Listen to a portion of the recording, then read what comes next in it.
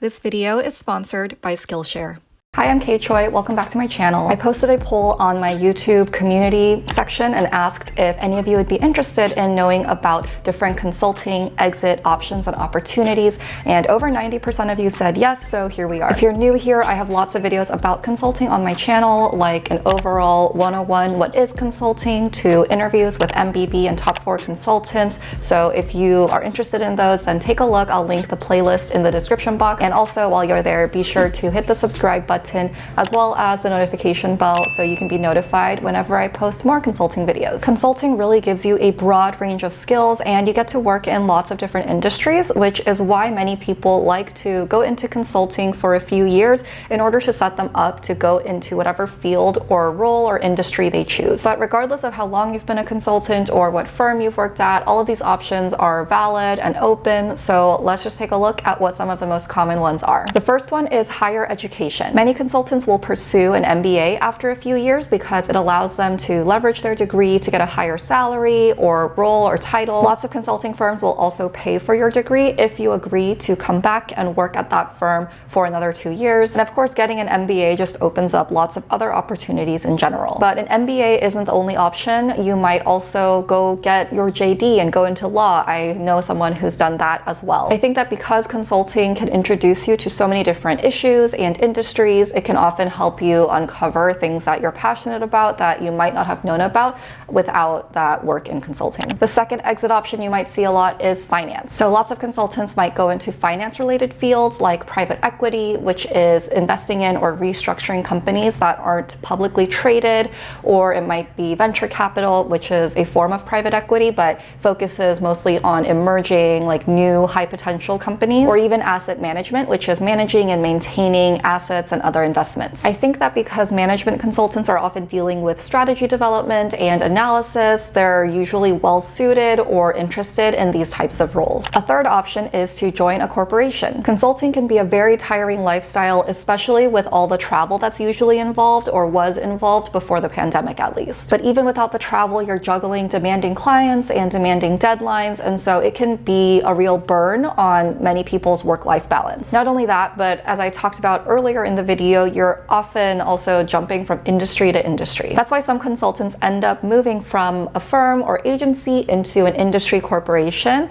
and likely one of the clients that they've worked at. I've seen that time and time again of my coworkers who have then taken roles at the companies of the clients that we worked with. When switching over from an agency to a corporation, the pace may be a little bit slower, but not necessarily, but definitely the focus is just a little bit different. You're probably still working with the same expertise that brought you from the firm to that company to begin with, but you'll probably have longer lasting projects and initiatives and other responsibilities that you didn't have before. Another option is to join a startup and to be one of those early members to help develop the strategy and grow the company. While the previous option was more about joining a large established corporation and probably working with a team of people at that corporation, at a startup you might be a one-person team or more of an internal advisor. Again, consultants are exposed to lots of different industries and strategic issues, so startups can often find that valuable and attractive when looking for somebody to help them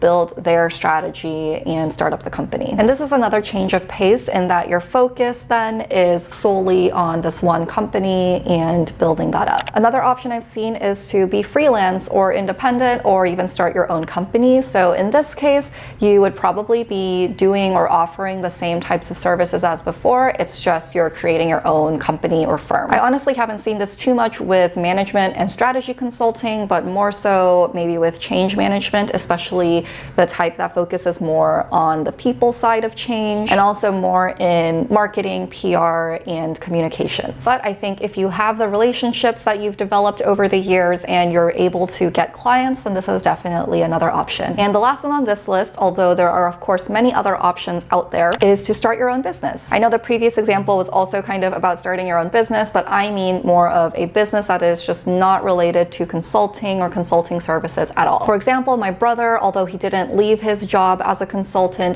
he did start a food truck business on the side. And so you can often use lots of the skills that you learn as a consultant to help you create and run and establish a business. I think usually you would see this tied to someone also getting their MBA, because many people go get their MBA because they want to start a business. But of course, nothing is set in stone in terms of what you need to do in order to start a business or do whatever you want with your career.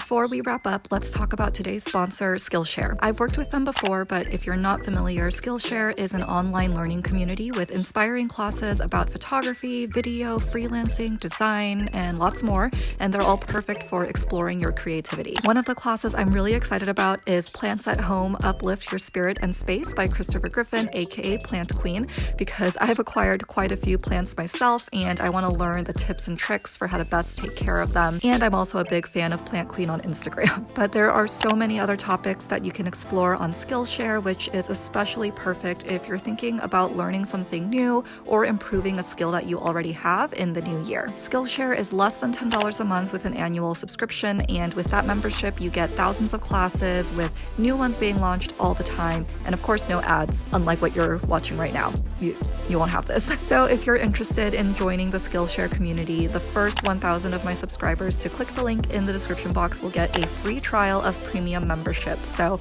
go check that out, have fun, and thank you again, Skillshare, for sponsoring today's video.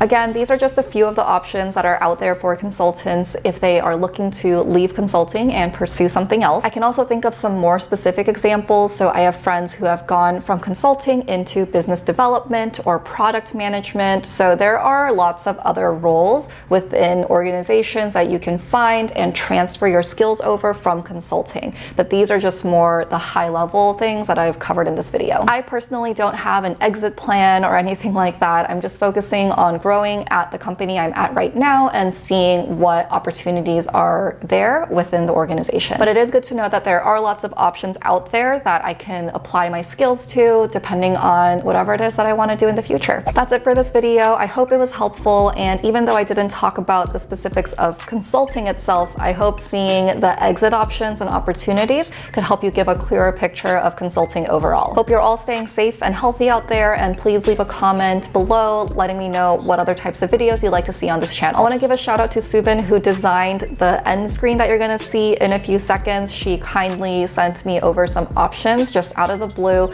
and said that I could use them if I wanted. So I'll leave her portfolio and all of that in the description box so you can check her out. So thanks, Soobin, and as always, thanks for watching, and I'll see you in the next one. Bye.